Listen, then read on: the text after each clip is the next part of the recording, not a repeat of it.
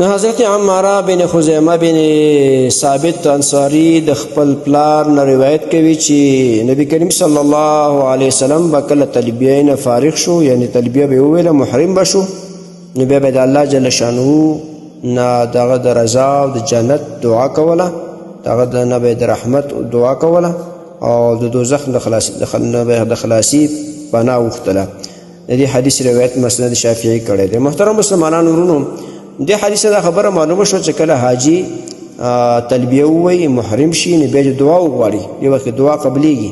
یعنې کله چې حاجی غسل وکړي، احرام یې وتړو، 2 رکعته لمونځ یې وکړو، تلبیه وویلې محرم شو، اوس دعا وکړي، نو په دې وخت دعا قبلیږي. نبی اسلام دعا کړې ده او دعا دا دغه سړی وغواړي چې الله ستا رضا مې نصیب کړي، جنت را نصیب کړي، ستا رحمت مې نصیب کړي او دارنګې د جهنم نه محفوظ وکړي، جهنم نه مې حفاظت وکړي، هغه نه مې وساتي، ګناهونه مې معاف کړي. داسې دعاګانې سړی وغواړي، دې وخت کې د الله دعا قبلوي. دې وجې نه هر یو حاجي چې حج ته ځي، عمرې ته ځي، نو دغه طریقه اختیاروئ چې غسل هم وکړو، احرام وتړو، 2 رکعته لمونځ هم وکړو، تلبیه دې وویلې، تلبیې نه بعد دعاګانې وغواړي، دې وخت کې الله جل شانه دعا قبلوي.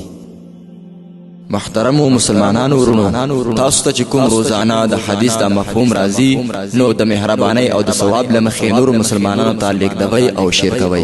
والسلام.